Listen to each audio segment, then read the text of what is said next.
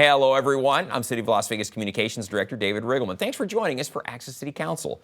Coming up on this show, a new boutique hotel opens in the Arts District downtown, and we give you tips on adopting the perfect pet for your family. Here to talk about all this and a whole lot more is the councilwoman who represents Ward 3. You know who it is, Olivia Diaz. Welcome back. How are you? We're doing great, David. It's, we're like, yay, we're kind of overcoming a lot of things that we've been doing differently. So like getting back to normal has been feeling a little weird. Like, do I use a mask? Do I not use a mask? I know. It's like I happened to be at the airport, started to go in, forgot I didn't have a mask, so you got to wear one in the airport, you know. And so, yeah, it's just that awkward stage right now. But we're all transitioning. We're getting there. But it's a good thing. It's a good thing to be around people we like and we love, and it's hopefully today maybe we're even going to sit next to our guests.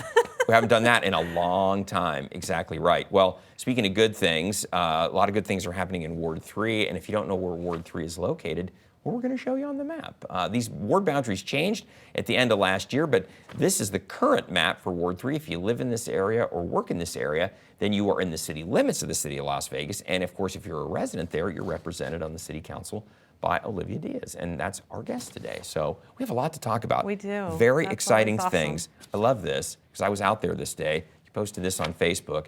Welcome to downtown Las Vegas English Hotel.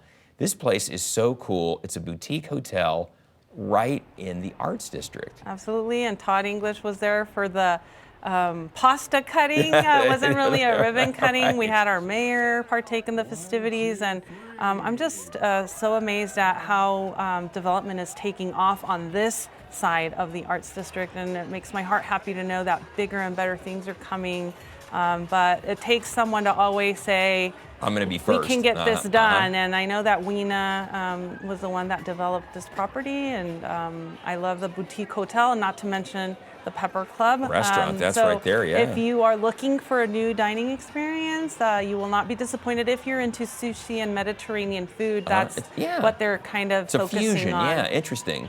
And if you are in need of making reservations, you can call 725-228-2393, and they're open for breakfast, lunch, and dinner. And that's Todd English right there. And what a fine gentleman, a great entrepreneur, great chef, and so excited. He has so many restaurants across the globe, not even just in our country, but around the world. Downtown Las Vegas, he picked the Arts District for his next project, and that's a huge vote of confidence, I think, Councilwoman. Absolutely, and I also love that there's some art in the English Hotel, the murals on the exterior, adding, more things to admire. Yeah, and it fits with the Arts District. That's the whole idea. So absolutely. It's a beautiful property, and the restaurant's all open and up and running now. So it was fun, that opening day, that ribbon cutting. It was. The pasta cutting. It was a little windy, but aside from the wind, everything else was just on point. Yeah, it was a great addition, and it really excited for them.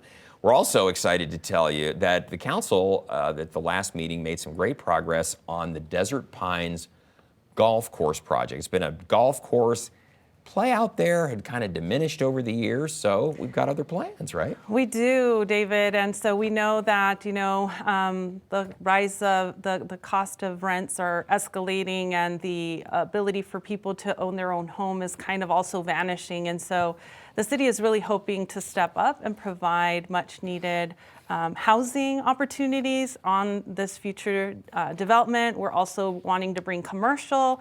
We're wanting to bring, hopefully, a new community center to our folks, open space for recreation, a workforce training development center that we're trying to work a grant through CSN.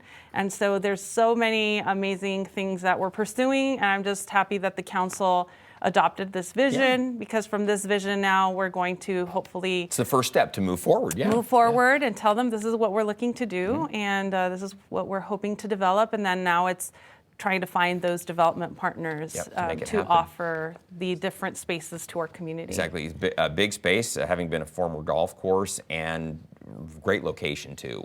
That's going to be in the heart of an area where people can really use all the things that you've just talked about. So looking forward. Stay tuned. We're going to be telling you a lot more about it in the time to come. And another addition to downtown, you posted this on Facebook. You said, happy to welcome the new UNLV Immigration Clinic to downtown Las Vegas in Ward 3.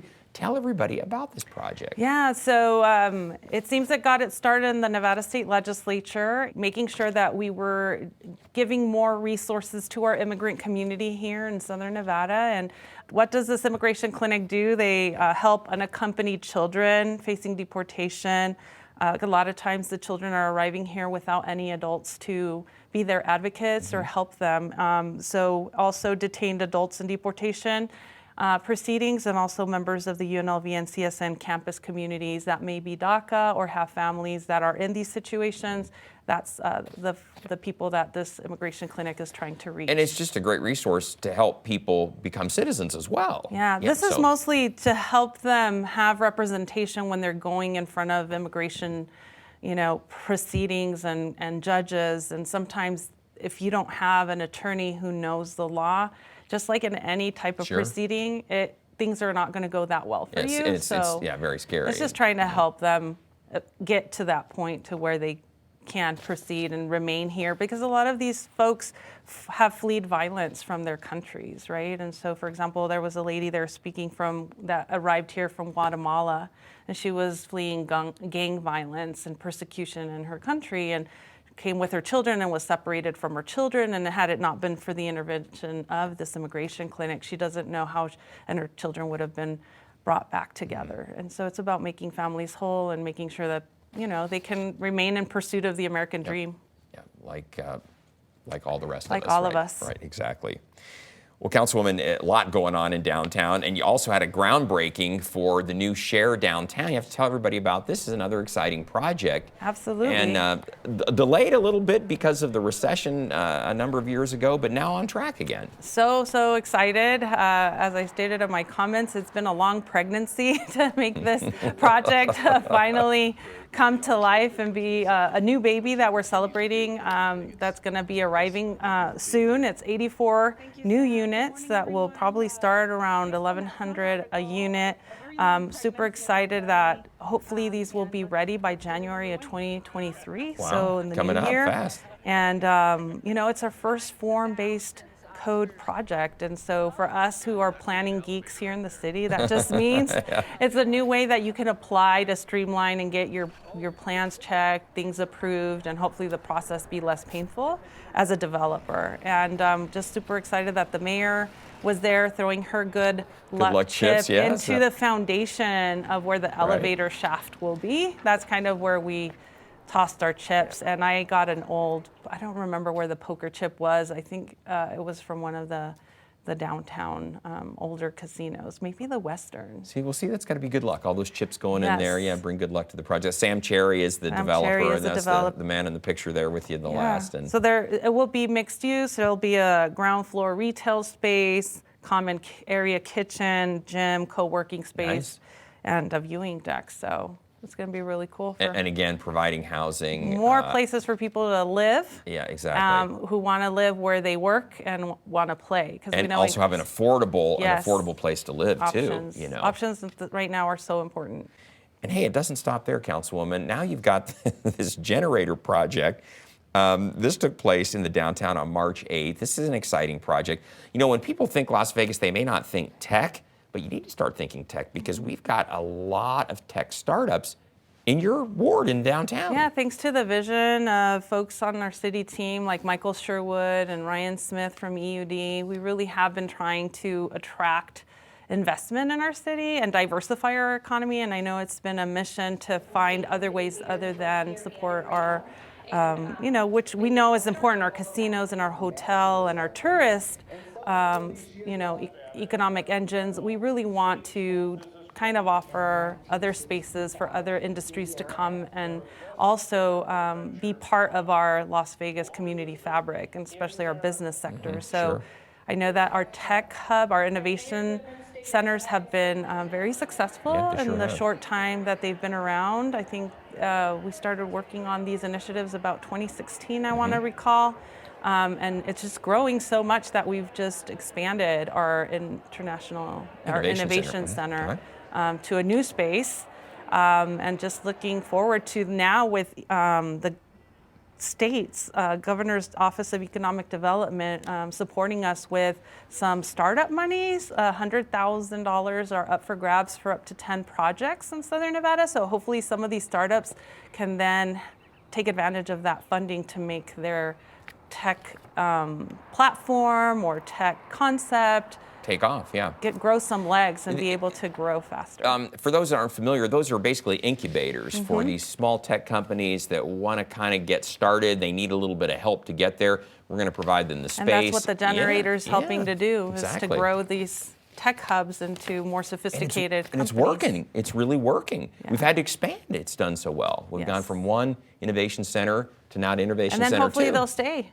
Exactly, and employ people and use some of the spaces that we know, like office space is currently not really desirable. So hopefully they can take up some of that office space that is just sitting vacant in so many of our city buildings. Right. You know, it's really interesting, folks. A lot of people in California are interested in coming to Nevada for a lot of different reasons, mostly business reasons, and so that's where a lot of these folks are coming from. I have heard from California folks that we are easier to do business with. We get things done faster. There's a we can kind of attitude here, and we want to make sure we welcome anyone who wants to come and make Vegas their new home. Yeah, exactly. So we're going to be the tech hub of the area before. And then providing really exciting career opportunities for our younger generations coming out of UNLV. Hopefully, all of our kids going through STEM programs in our elementary, middle, and high schools. I mean, we're just really trying to develop a career pathway for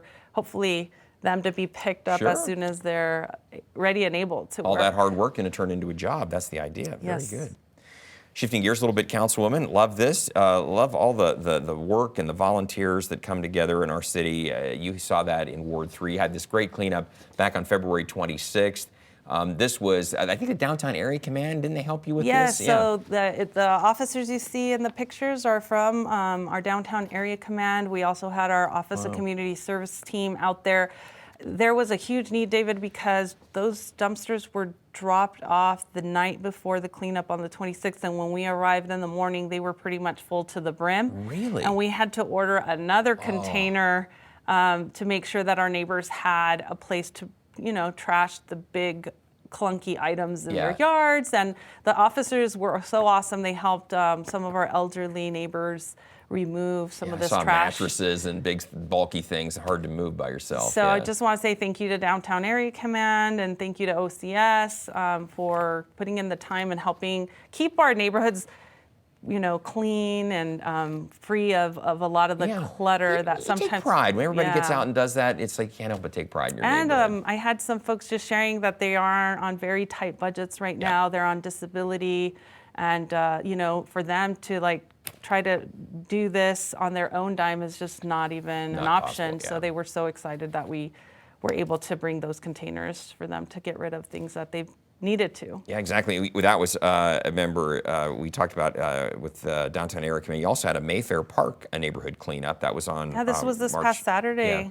March 19th. So Mayfair Place Park and the neighborhood, they had been asking us for support and making sure the park really stays clean. And it has come a long ways. I was very pleasantly surprised to come and find the park very, very pristine. We added 6 new trees. So again, to our efforts to increase our tree canopy on the east side, we're making strides in the right direction. And I just want to give a special shout out to the Carpenters Union, 1977. They're local. We recognize them for having received an award at the federal government level for having clocked 159 hours of volunteer service. Good for them. Throughout Southern Nevada. And so they had come to a couple of cleanups in 2021. So those hours clocked were for the last year. We also had the CERT team there from the Marshals Department. We had Faith Lutheran High School students and Urban League volunteers. Wow. And Thank you. we Thank you, really everybody. scrubbed the adjacent area of the Mayfair Park Place there. And Excellent. So we're looking forward to our next one. Hey, let's tell everybody about it. It's on April 2nd. We don't stop. Once we get, it's cleaning season, right? It is. It's spring cleaning, exactly. So then the weather's nice. Everybody's feeling like antsy. Let's get rid of some of the stuff. And so our next cleanup is Happy Valley, 9 a.m. to noon, and we're meeting at Robeson Middle School.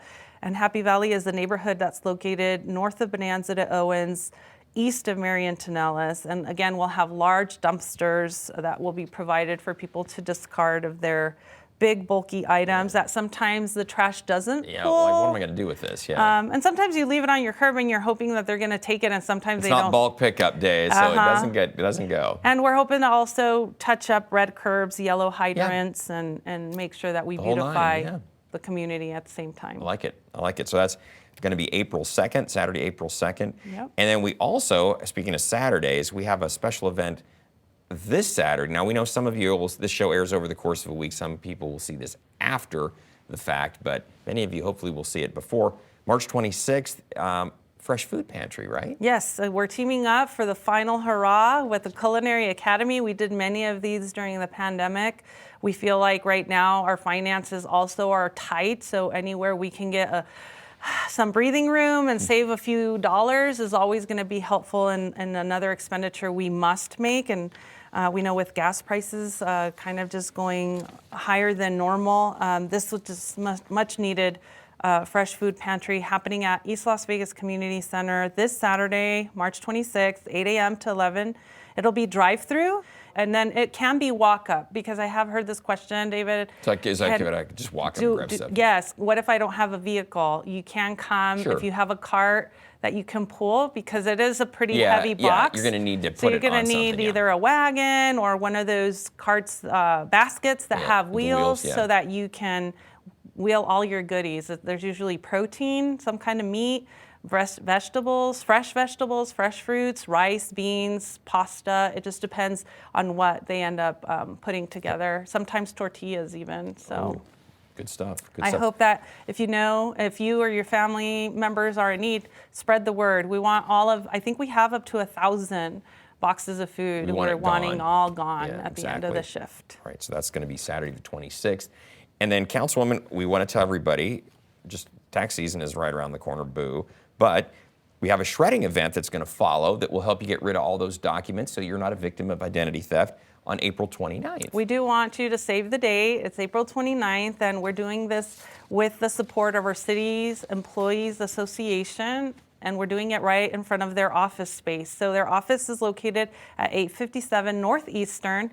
And so we just want you to save the date and know that this is a day where you can bring up to 5 boxes of documents you can shred, and also bring all of your expired medications so that we can just get rid of it adequately. Throwing it down in your toilet is not the way you want to discard your old medication. Because it ends up back in the lake. That's our drinking water. Yeah. It does. That's our water supply. Anything that goes in your drains gets recycled, and we reuse it. And actually, that's a great thing about us being innovative with water conservation, is that we're not in dire straits compared to other states that are going to start barely their water conservation efforts. But come, save your date. 4/29, document shredding and medication turn-in. Everything is free for you, and it is on a Friday 4/29. I know that sometimes people don't make it on Saturdays because you have lots to do with your family, but I hope that you can carve out, just come by really quick, 10 minutes, 15 minutes, you'll be in and out. Yeah, and you'll make sure that you're not going to have somebody get into those documents who you don't want to have them looking at those documents. So, well, very good. Well, Councilwoman, we're moving right along here, so we need to take a short break. But when we return, if you're looking to add that pet to your family, the Animal Foundation has many pets ready for adoption right now. That's next, so please stay with us. Me llamo Raquel Mendoza y esta es mi vida. Mis hijos están envueltos en muchas actividades. Eso requiere mucho estrés y correr para acá y para allá. A veces mi familia necesita un escape. Este lugar trae mucha paz y hay mucha calma, mucha naturaleza. Quiero regresar con mi familia más seguido. Encuentra el bosque más cercano en descubreelbosque.org. El bosque, más cerca de lo que crees. Había un niño que era muy sensible a luces y sonidos. Construía escondites donde no podían entrar. No le gustaba mirar a la gente a los ojos. Lo hacía sentir incómodo. Un día se descubrió que tenía autismo. Con ayuda poco a poco aprendió a vivir mejor con ello. Mientras más pronto se diagnostique, mejor. Conoce las señales en autismspeaks.org. Welcome back, everyone. The Animal Foundation in Las Vegas serves our community with the goal of saving the lives of all healthy and treatable animals. And they have many adoptable pets ready for the perfect home right now. With us today to talk a little bit more about the Animal Foundation is the new CEO there, Hillary Gray. Welcome back. How are you? It's been many great. years since you've been here, but you're back on our program. Thank you so much. It's fun to be here.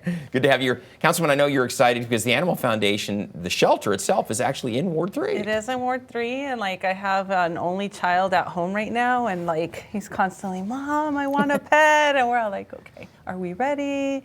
Where can we go if we do get a pet? And so it's always helpful to know folks like Hillary who are trying to rehome and rehouse our furry friends that Exactly. need a place to be and a family that loves them. Absolutely. Right? Because Hillary, the reality is that we've got a pet overpopulation issue in actually across the country, but in Las Vegas too, right? Right. There's always going to be a lot of need for pets to find those loving forever homes. Very sadly, there are reasons why people are surrendering their pets. There are strays that come in that don't get reclaimed, but there's wonderful animals of every stripe, whether you like dogs, cats, critters, pigs, we've got them all. You've got, tell everybody, literally, we think dogs and cats at the shelter, but it's far more than that, isn't it? Oh yeah, we see turtles and fish, and we have a barn area where we do get farm animals coming in, and folks from rural parts of town will come and adopt, and yeah, there's a lot out there. It's almost 25,000 animals a year that we see coming through the shelter. Wow, and I know the goal is to not have to put any of them down. The idea is to try to find homes for all of them that are healthy and adoptable, and then also to try to get the word to the community. We've got to be more responsible with our animals. We've got to get them spayed, neutered, so that we're not creating more of this overpopulation issue. Correct. Spay and neuter is really important. And the contact information, getting your pet microchipped, even a tag that they wear on their collar that has your contact information. Strays come in, and if we can't find you to reunite you with your animal, then hopefully they're going to go through the adoption process and that kind of thing. But we want to reunite as many animals with their homes as we can. And then on the other side, for the pets that need us, to provide good care, make sure that animals are adoptable, and keep that euthanasia really low for just the severe medical cases where an animal is suffering or one that's really dangerous. Right. But there's so many thousands of animals that need homes. That's a small percentage, isn't it, Hillary? Quite, yes. And the Animal Foundation did reach a goal with that. It was under the Mission Possible 2020 banner to achieve zero euthanasia for healthy and treatable, and that's now part of our philosophy going forward for sure. Good for you. And David, on a recent tour, I was very, very happily surprised that the Animal Foundation offers a plethora of resources Which I didn't even know about until for our community to make sure that pet owners that are feeling the pinch in their pockets can still keep, because a lot of times they surrender them because they're like, I can't afford the food, I can't afford the vaccinations, I can't afford the medical treatment that they're needing, and so they feel they have to surrender their pet even though they love their pet and they want nothing but the best. So Hillary, can you share some of those resources? I didn't know about any of this until you told me. Yeah, we have a program, it's called KEPT is the acronym, it's Keep Every Pet and Person Together. And we have grants, even some through COVID funds that have been really helpful for people in the community that have fallen on hard times. We see people that really don't want to give up their animal, it's a family member, helps them get through hard times, but can't afford vet care or has to move and needs a little help with a pet deposit or something like that.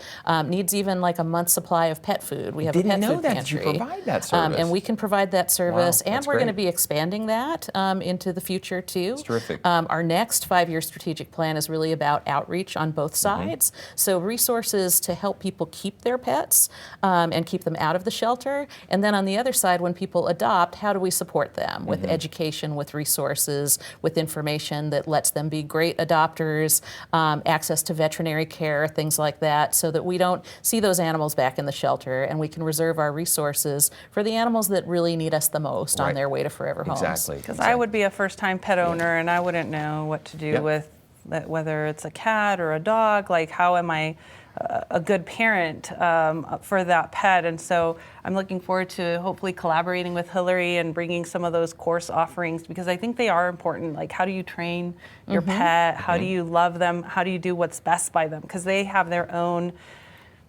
ways, right? And you have to know how to educate them properly. Yeah, and it's just like kids, where you want to do have a good practice of preventative medicine. That's right. We had a free vaccine clinic at the Animal Foundation a couple of weekends ago. For the first time in 2 years, we were able to offer that. Because of the pandemic receding now, 750 cats and dogs came to us for free vaccinations, which shows, one, there's a ton of need in the community, but two, that people really want to be responsible and get that preventative care to make sure that their animals are healthy and strong and can stay with them and be a member of their family. So that was great to see. Well, I have to tell you both that we have a dog, German Shepherd, from the Animal Foundation. Excellent. 8 years old, love her.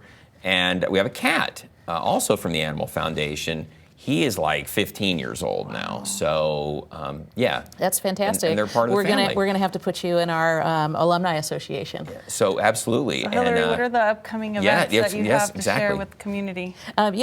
We do have, and we often have partners that will sponsor adoption fees too, if that's a hurdle. We really want to take away barriers to adoption. So coming up March 28th through April 3rd, we're doing a fee-waived adoption event for large adult dogs, so like German Shepherds would be there. They're great. And then any adult cat, where we're going to waive those adoption fees. So look for information on our website or on social media for that. That's terrific. Our Best in Show event, that's one of our big fundraisers and the way we support our life-saving programs, is coming up on May 1st. And for somebody like the Councilwoman who is thinking about adopting a pet, we have a program coming up probably starting in May as the weather gets nicer, called Foster Field Trips, where what you can do if you want to sort of experience the joy of having a pet companion, take them out to Red Rock or to have coffee in a pet-friendly cafe. How's this working out? See, there you go. We'll let you meet a dog for the day for a few hours, take them out for a spin, give them some time away from the shelter,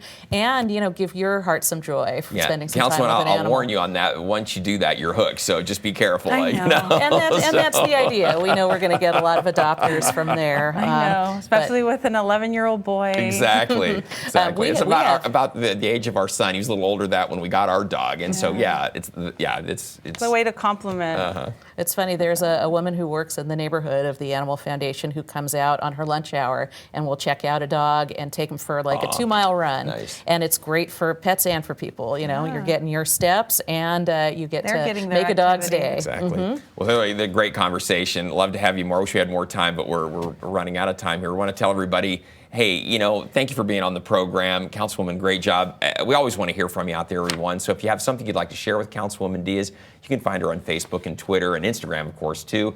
You can also contact her by picking up the phone. We still do that, 702-229-4623, or send her an email at odiaz@lasvegasnevada.gov, and she or one of her great staff get right back to you. So, Hillary Gray, thank you so much for being on the program. Excellent job. Good luck at the Animal Foundation. And Councilwoman, we'll have you back in 6 weeks with another update. It'll be fast, but I just want to say happy Women's History Month to everyone. Because we know we've been celebrating all March. Making history, both of you right here. So. Excellent. Cheers to the future of women. Sounds good. And again, everyone, great job.